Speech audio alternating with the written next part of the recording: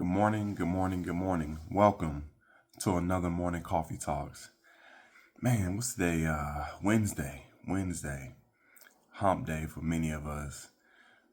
Good week so far. Good week so far. I think I like getting back to kind of these mini check-ins before I kind of jump into the video. So anyway, I hope you guys are having a great week so far, and I hope that you continue to do so. Typically on the internet, it's mostly women who are loudest in the room when it comes to this relationship atmosphere. And I feel like a lot of guys just kind of respond, but they're not leading the way when it comes to certain topics and conversations. And especially when it comes to marriage and the dynamics and the dilemmas that come with it. And one of the big topics that I feel like that's starting to emerge more with men taking the lead on leading this particular conversation is that a lot of good men are starting to check out when it comes to marriage, right? I think a lot of them are still in the house, but a lot of them aren't really in it anymore, right? And I feel like good men aren't always leaving marriages with their feet. A lot of them are leaving their marriages with their minds. They're leaving marriages with their heart and even their libidos, man. And I would say even a scary part of that is most of the time their wives don't even notice it, until it's too late. There's something like a mental checkout. Listen, a man can still go to work. He can still pay bills, fix things around the house, but can be completely disengaged mentally, right? And I feel like from people I know, the conversations around the internet, this really happens when they feel unheard, man. They feel unappreciated and consistently criticized.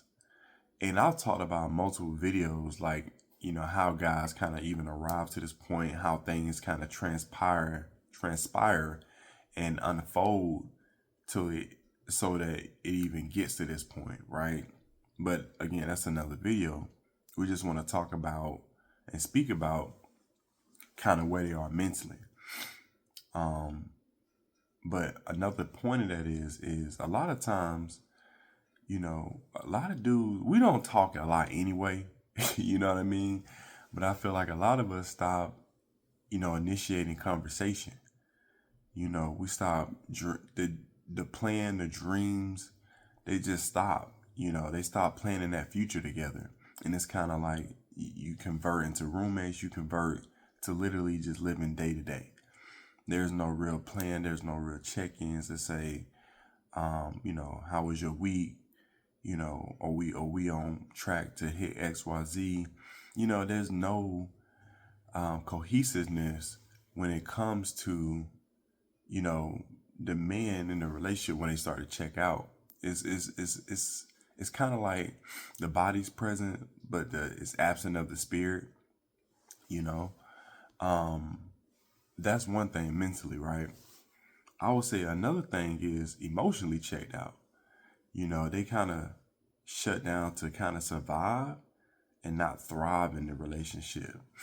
And here's the thing. We know as men, we're taught not to complain, right? That emotional shutdown, right? We're taught to shut down those emotions. Again, I've talked about multiple videos of this too, and how like we're as we grow up, we're taught not to be emotionally intelligent. We're taught to not have a emotional vocabulary so we can speak to how we're feeling, right? So when those emotional needs in the relationship on the man's side go unmet, many of us just shut down because again, number one, we don't really know how to respond to it, and so we just suppress it, right? We just shut it down. And so constant conflicts, emotional neglect, a lack of intimacy can cause a man to emotionally shut down, emotionally protect himself by basically withdrawing. And over time, the longer um, he no longer shares his thoughts, his struggles, and his passions with his wife, you can just, again, you can just consider him emotionally checked out, right? And and for me, I feel like a lot of men, it's not an overnight thing, right? They don't just stop caring overnight. Um, we just got tired of carrying alone, and a lot of them get tired of carrying alone. And for men, like a lot of us, the good men out there, I'm talking about the good man. Um, we in it though. A lot of us are in it initially, like really locked in and really attempt to really play our role, play our position to make sure that this person that we're with can really see the value, really get the benefits of being in this relationship. Because a lot of times for us, yes, we take vows, but more so, it's kind of like an oath. And for a lot of dudes who don't know, an oath, man, it's beyond. It's like 100 times more deeper than like a promise. You know what I mean? When you take an oath, it's damn near like you putting your life on the line for it. It's like it's damn near saying, if I break this oath, I'm giving my life up for it. Whereas promise, like break, is kind of like a slap on the wrist. That's how a lot of us are deeply connected to when we walk down that aisle. Again, it's very spiritual for us.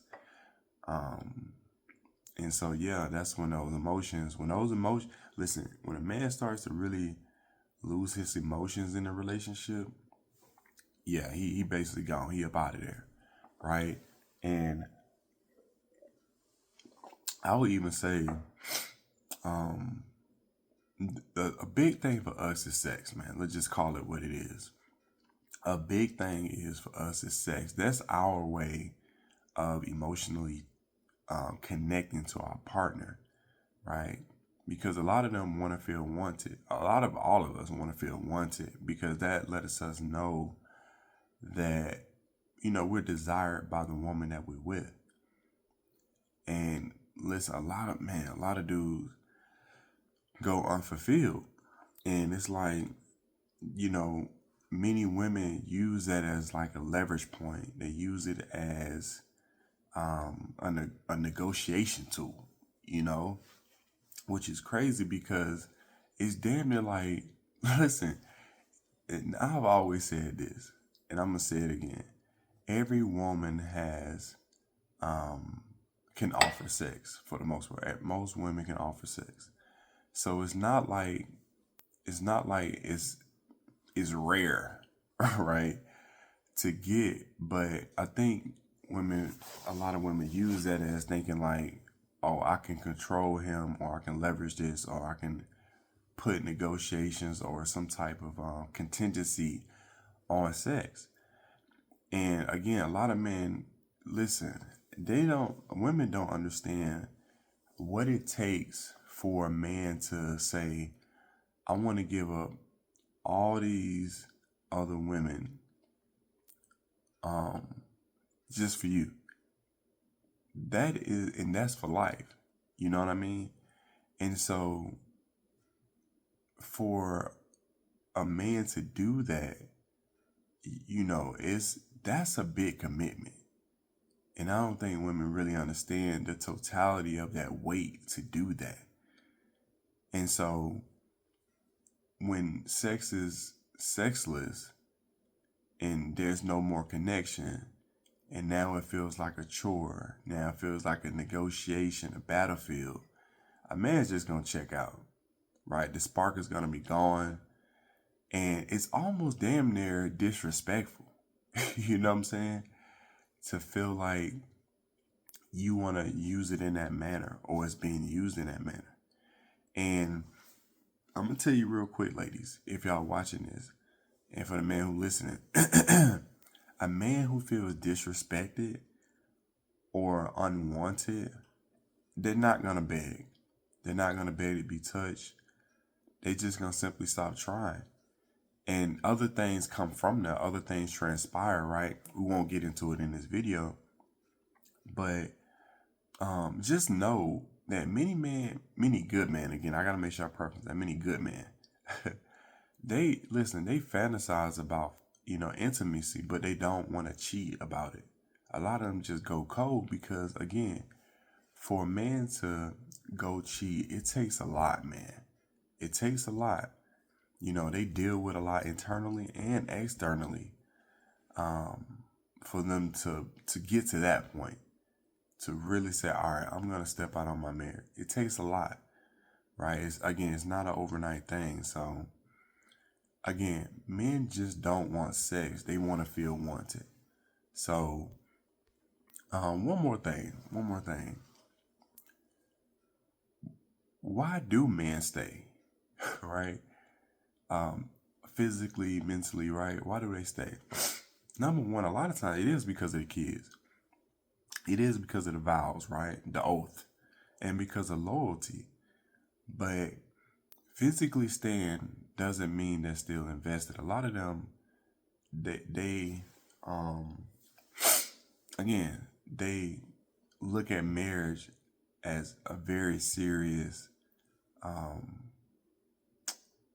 connection, man. And so they don't want to break that because we understand balance as well. We understand what that means. It's not just like, oh, I'm mad at, I'm taking it out against you, the wife. It happens the ripple effect. The kids, the family, life, as far as the household, it can affect job. It can affect the village, right? And so it's not just an easy decision for a man to not stay loyal, but they won't, and I would say the longer that it goes unaddressed, the harder it is to bring them back. A man can be committed, but still be dying inside, man, still be going unfulfilled inside.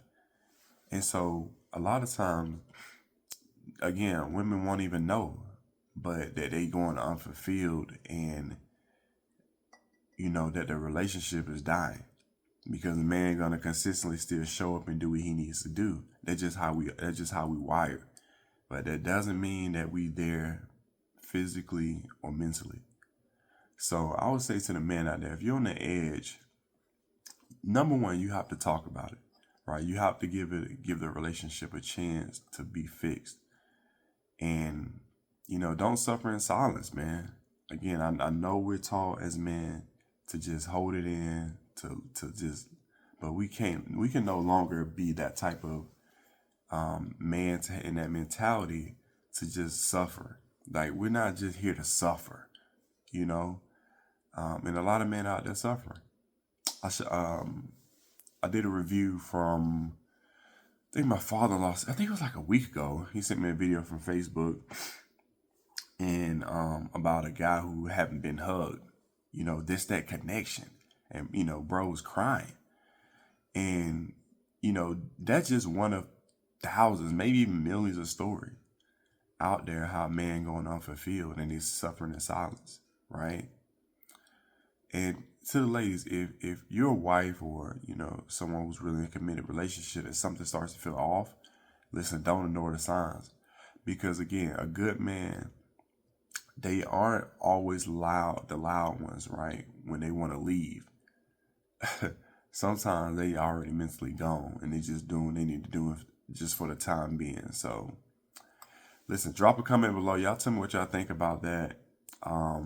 Subscribe to the Husband Code if it's your first time. If you've been watching for a while, subscribe. Also, if you got any value from this video, hit the like button. And we're going to continuously drop videos like this all the time. So hit that notification bell so you don't miss them. And until next time, I appreciate y'all. Much love. Peace.